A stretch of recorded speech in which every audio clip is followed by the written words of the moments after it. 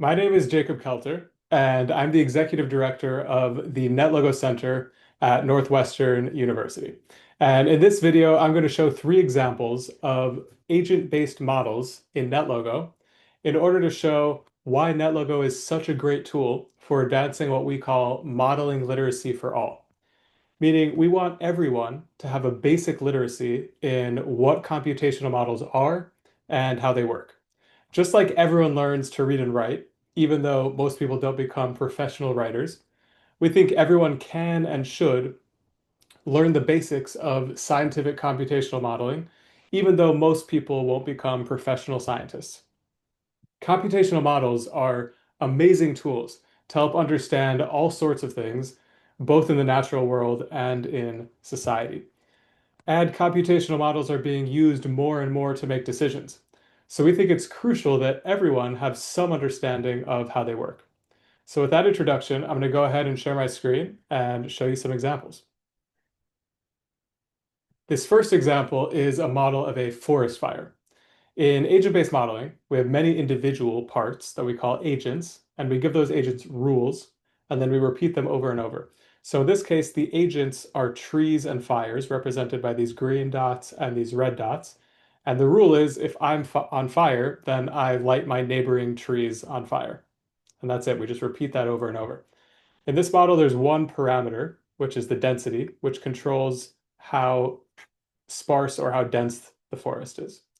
So I'm going to start it here at 57% and go ahead and run it, and we'll see the fire start spreading as that rule repeats over and over.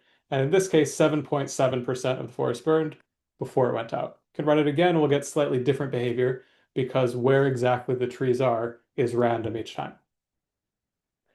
Now I'm going to increase the density to 61%.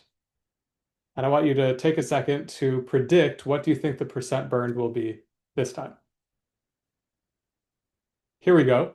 And we'll see that we get dramatically different behavior. Even though we only increase the density by 4%, the amount of the forest that burns is way, way higher.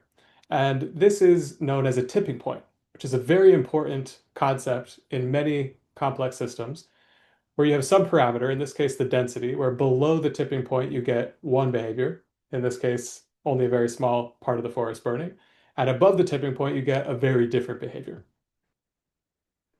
Now I'm going to show the basic code of this model. So this is the go procedure. So whenever we click setup and then go, this is the code that runs during go. So the first thing we do is we ask if there are not any patches with a patch color of red.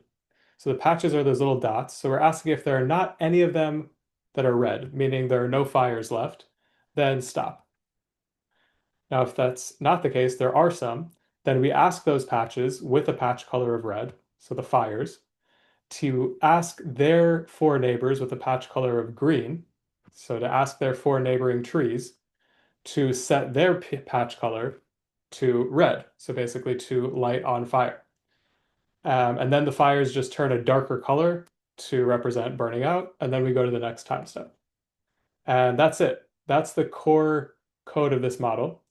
It's easy enough for elementary school children to understand, and that's partly because NetLogo was designed to read similarly to English. And this is why modeling literacy for all with tools like NetLogo is a realistic vision. In contrast, prior to agent-based modeling, forest fires were modeled using really advanced mathematics that very few people would ever learn. And in an educational setting, what we can do next is ask students, what's missing from this model? And they can come up with all sorts of things. For example, wind is missing. So right now in the model, every fire lights all four of its neighbors on fire. But if there were wind, maybe it would only light its downwind neighbor on fire. Or maybe it could still light any of its neighbors on fire, but it would have a higher chance of lighting its downwind neighbor on fire. Asking these types of critical questions to decide what's important to include in a model and what's okay to leave out is a core aspect of modeling literacy and of science in general. Okay, now I'm going to show another example, which is a virus model. So in this case, the agents are these circles representing people, and the links between them represent contacts that the people are having with each other. The number of nodes here determines how many people will be in the model, The average node degree is the average number of connections each person has. Some will have more, some will have less, but the average is 5. The initial outbreak size I've set to 1, so just one person is starting with the virus to start. And then we have a virus spread chance. So for each of their contacts, what chance do they have of spreading the virus? And then whoever has the virus, every time step, they have a recovery chance of recovering. And then after they recover, they will become immune with this gain resistance chance, which I've set to 100. So this is modeling a virus that once you recover, you'll never get it again. So if we go ahead and run this, we'll see the virus just spread a little bit and then die out. If we reset this and start the virus somewhere else, we might see pretty different behavior. And so this already shows us that where the virus outbreak starts in a population can have a big impact. Now, if we increase the spread chance, then we're likely to cross a tipping point where maybe everyone will burn out. In this case, it's not. In most of these cases, if we do it a little more, then now we have crossed a tipping point, and most people now are getting the virus, but still some people didn't because there were some points here in the network where there were not many contacts happening. Now, if we make the chance very low, then the virus won't spread at all.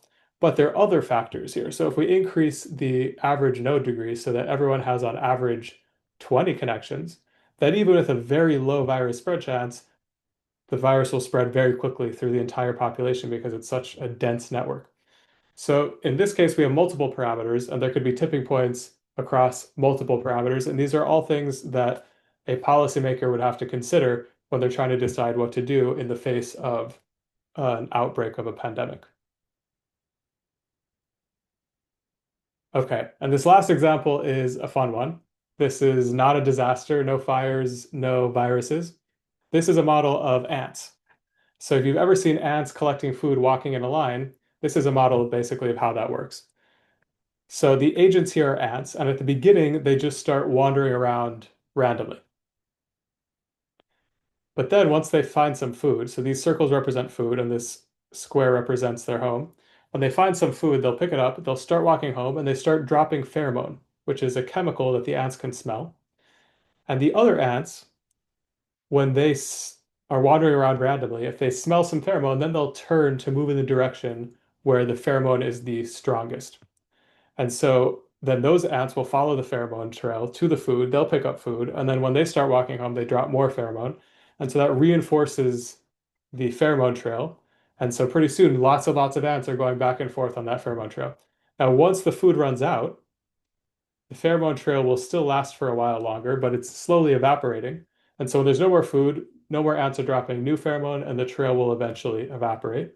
And then the ants will wander around randomly again until enough of them find a new food pile to create a new pheromone trail.